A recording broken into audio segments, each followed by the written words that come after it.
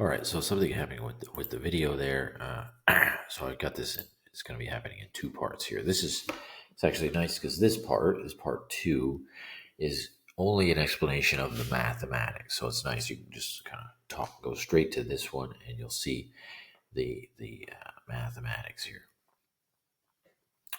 So basically, what's going on in this picture? You've got a source of light here and here, and they're in phase, meaning they emit a crest at the same exact time.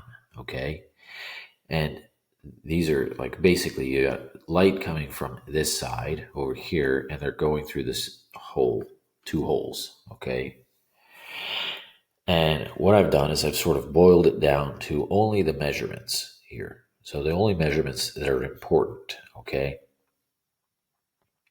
L is oftentimes referred to as the distance between the screen. Oftentimes this is called the screen, or it's like a piece of paper where the light shines, and the sources. So maybe 2 meters or something like that. Okay. And if you were to draw sort of a vertical line here, I guess a perpendicular line here coming out, and a line going to a node, you could have an angle, all right? And it depends on which node you're talking about. There's going to be multiple nodes out here, so that's why this is referred to as PN, okay? So you might have a node here, and a node here, and a node here, in which case this would be the third node, all right? And you would then have three angles. There would be an angle here, which would be theta 1, an angle out here, which would be theta 2. Here, I'll draw that. Let's say I've got a node here and a node here, okay? Then I would have basically an angle here, which would be theta 1. Then I would have an angle here, which would be theta 2. And then this one would be actually then theta 3, okay? I don't want to draw too many because then the picture gets too busy. So we'll leave it as N, all right? So let me get rid of all this green stuff. Now, D is the distance between the two slits. That's an important measurement as well. And basically, with all this information here, depending on the wavelength of the light that you send through here, all of this geometry is predictable. Or vice versa, if you can measure all of this geometry, then you could calculate the wavelength of the light, all right? And it's these formulas down here that sort of set up the relationships between the wavelength, which is lambda, and other various measurements on this experiment. So let's talk about this first equation here. PD is path difference, okay? And that's the path difference between a point on the nodal line and S1 and S2. This one is a bit weird. In your textbook, PD is actually called PD is equal to absolute value of, I guess it's P. Who knows what they start with? It'll be PNS1 minus PNS2, okay? You might be saying, well, shoot, what is that, right? Basically, it's kind of like, here's PN right here. And if I draw a line between S1 and PN, I've got a line, okay? I'll draw that in blue, all right? And then if I draw, that's basically PN S1, right? Now if I draw a line between PN and S2, which would be this line here, I've got another line. And now the difference between those lines, notice how this line is shorter than that line, okay? The difference between those two lines, basically, so you kind of take this and you can see that maybe if I were to sort of drop this here, then I would see that the difference between those lines is that, okay? That's what PD is. It's called the path difference, okay? And in the textbook and practice questions that you'll find around, it'll be say it always confuses students, that particular phrase, the path difference. And so what they'll say is they'll say, on a node, you are 12 meters from one source and 8 meters from the other. So therefore, your path difference would be 12 minus 8, or 4, right? It talks about how you are a certain distance away from one source and another source, okay? And that's the path difference. And I want to let you know, by the way, this only works in the case of sound and water and light as well.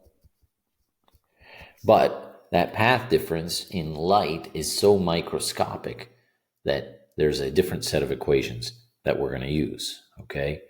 So in a way, this equation here is really going to be working for sound and water waves, all right? Because remember what I think I mentioned at one point earlier is that,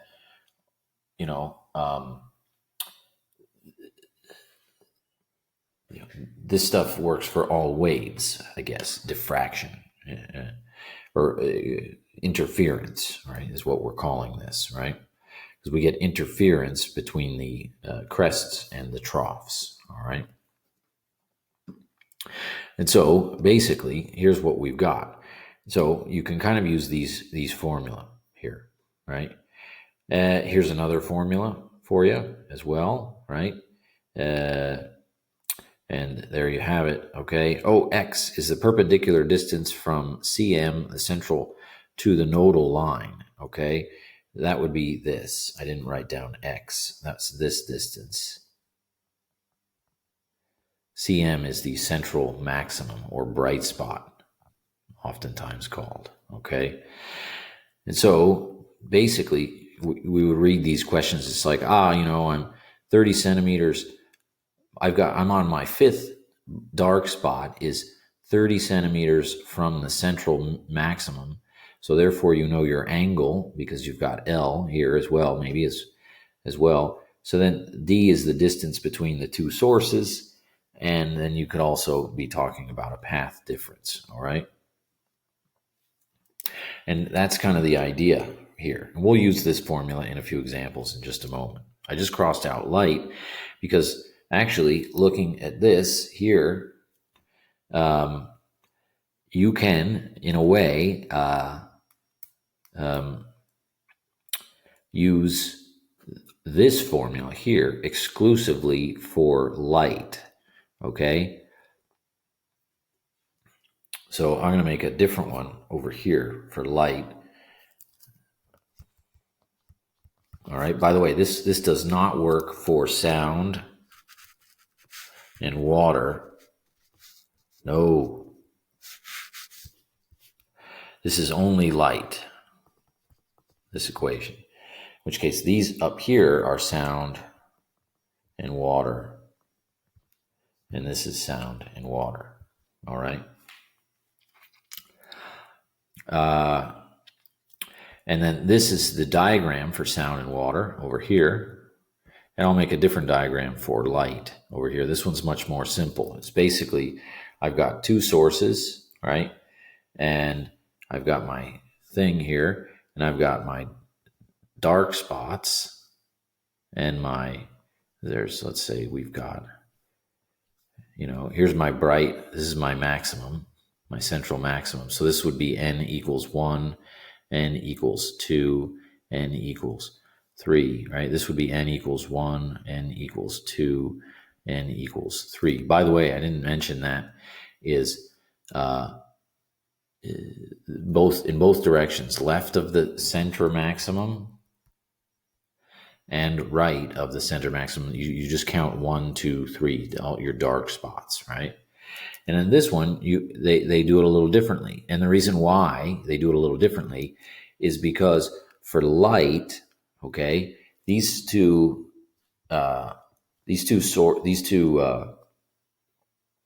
sources, they have to be really close together. So you're talking like a few millimeters here, or like a millimeter, like 2 millimeters. And the screen out here has to be something like about 3 or 4 meters away. All right. And so, if I were to draw this in real time scale, I'm going to go over here. It would be something like this. I'd have a source, and then I'd have another source, like super close to each other. All right. There they are. I zoomed in on them.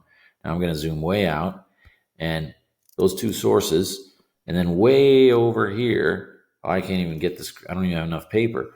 Way over here, right? It's actually not even way over there, but like way over there is where I would get my pattern. Okay, over here. This is in the case of light. All right, meaning that this distance is really far. And then let's say I'm trying to figure out that path difference that I was talking about before. It would be basically, I would draw a line to that source right there. Oh, that was a bad line, actually. I would draw a line to that source, okay? And then I would draw a line to, try and do that source right there. Okay. And the difference in length between those two lines would be known as the path difference, or S1 PN minus S2 PN. But if you look closely at that, the difference in those two lines is minuscule. They are essentially equal. It's the difference in these two lines tends to be like less than the thickness of a sheet of paper, right? Less than the thickness of a sheet of paper. And so therefore, it's not a measurement that can be taken in a real laboratory experiment, okay? So that's why, going back over here, that's why this formula, this geometry here is more set up for sound and water, because in the case of sound and water, you actually have a significant difference between these two sources. Okay, significant distance between these two sources, and your interference pattern, which is what this is called over here, doesn't have to be so far away. Okay, whereas in light, your interference pattern is tends to be pretty far away. All right. So that being said, what we can do is then we can simplify things. And so we basically get lambda divided by d equals delta x divided by m. All right. And so we've got the lambda over d equals delta x divided by L. All right. If I said that right. Okay. Now, what are the measurements in these cases? L is this distance, basically the distance between the sort of two sources and the screen, so that's L. D is the distance between the two sources, and delta X is the distance between any two adjacent nodes, okay? And that's the thing. It's any two adjacent nodes, right? So you can have you can measure the distance between node 3 and 2, or the distance between node 4 and 5, and in the end, all these distances will be the same. Okay, and that would be the distance between the dark spots. All right. All right. So let's do a couple of practice questions here. And so when we do these questions, by the way, if it talks about light, then you're almost exclusively using this formula here. If it talks about water and or sound, then you're going to be using these upper formulas up there, okay? So let me go ahead and give myself a little bit of space here. There we go. All right. So while performing a Young's experiment, and it's often anytime you hear a Young's experiment, you're dealing with light. A student notices that the distance from the first nodal line to the sixth nodal line is 5 centimeters.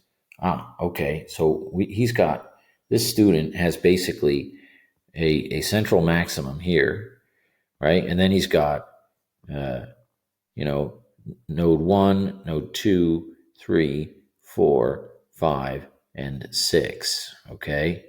That would be n equals 6 here and n equals 1 right there. These are dark spots that appear on the screen. And then you'd have an n equals 1 down here, and then like an n equals 2 down here. But we'll only focus on one side. And over here, you've got your sources, 2 little slits. Okay? And the question is, well, let's see what they're giving us. They're telling us that this distance is 5 centimeters. Okay? 5 centimeters. All right, so now that we know that our delta x, is it 5 centimeters? It is, it's 5 centimeters. Our delta x is 1 centimeter, okay? Because I want to just let you know here I've got, right? I've got a delta x, that's a 2, 3, 4. I've got 5 delta x's in here. This is a delta x. Remember, a delta x is the distance between 2 adjacent nodes. Here's another delta x, here's another delta x, and here's another delta x. Meaning, I've got 5 delta x's, and that's another thing, is when they give you these guys, it's the difference between 6 minus 1 tells me how many delta x's I've got, and so therefore, each delta x is 1 centimeter long. And it also tells us that the screen is located at 3 meters away. That was supposed to go right there. All right. 3 meters. All right. And let's see, what else does it tell us? The slit separation is very small, 2.3 times 10 squared. And I believe that's a micrometer, right? So micro is times 10 to the negative 9, right? I'm just going to double check that. I always forget these guys. If you're having trouble on these little micros and stuff like that, on page 776, it's on there, right? So if I look on page 776 in the textbook, I don't know, hopefully you guys have that page in your copy. I've got mine sitting right here. Sorry, it's on 775, actually. No, it's not. It's on 774. There it is. And micro is times 10 to the negative 6. Sorry, negative 6, not 9. And I should have known that. So basically, my slit separation, which is D, is equal to 2.3 times 10 to the squared times 10 to the negative 6 meters, right? Basically, you can get rid of these micros and put your times 10 to the negative 6 there, all right? The screen is located 3 meters away, so I've got an L of 3 meters. Calculate the wavelength of the light. That's pretty simple, actually. I've got my delta x of 1 centimeter or 0.01 meter, right? I'm going to go ahead and put everything in meters, right? Because then my wavelength is going to be coming into meters as well, all right? And so I'm just going to use this formula here. Delta, or wavelength over D, distance between the two slits, is equal to the distance between two adjacent nodal lines over the distance between the sources and the screen, okay? So I just plug basically these numbers into here, and I'm going to get wavelength equals delta x times D over L, all right, using these numbers right there, okay? Now, I'm going to move on to the next one. I think you guys should be able to calculate those out pretty well. It's a simple thing there. And so a scientist measures the perpendicular distance from the middle of a double slit interface pattern to the 10th nodal line to be 13 centimeters, right? If the light has a wavelength of 4 times 10 to the negative 1 nanometers, the distance to the screen is 4, right? Calculate the separation of the slits. So we want to figure out what the separation of the slits is, okay, which is D, all right, question mark. It gives us the 10th nodal line, okay, is 13 centimeters. And so it's kind of, I guess I can go back up to this drawing. So this is a bit different though, because it actually, this nodal line, I wanted to mention this. This center bit is the same distance as a single delta X. So these two, actually, node 1 and node 1 on the other side, the distance between these two guys is actually 2 delta X, okay? Whereas the distance between two adjacent nodes that are on the same side of the central maximum is 1 delta X, okay? So I just wanted to mention that. And so here they're telling us that the distance between the central maximum and the 10th node is 13 centimeters, like that, okay? And so basically I've got 1, 2, 3, 4, 5, 6, 7, 8, 9, 10 delta X's in here. And so therefore I know that in my distance of 13 centimeters, I've got 10 delta X's. And so therefore each delta X is 1.3 centimeters. Delta X equals 1.3 centimeters. I'm going to have to convert that into meters, by the way, though. And also the wavelength of the light is known. The distance to the screen is 4.0 meters. Okay. And the wavelength of the light is, what is the wavelength of the light? It's 4 times 10 to the negative 1 times 10. And again, they gave us in micrometers, so that means I can throw a -6 in there and actually just change it over to meters. And so in the end, it's 4 times 10 to the -7 there, all right? And now I just kind of break out my formula, and I get D over L, is equal to, right, I mean, I couldn't write it like that, but that's not how I want to write it. I want to write it, no, actually I do. I'm not going to write it like that. It's delta, it's like this. Now I can pass the D over up here, okay, and I can pass the L up there, and I can pass the delta X down there, okay? And so I end up with D equals lambda L over delta X, okay? And there it is. I've got all of those measurements, okay?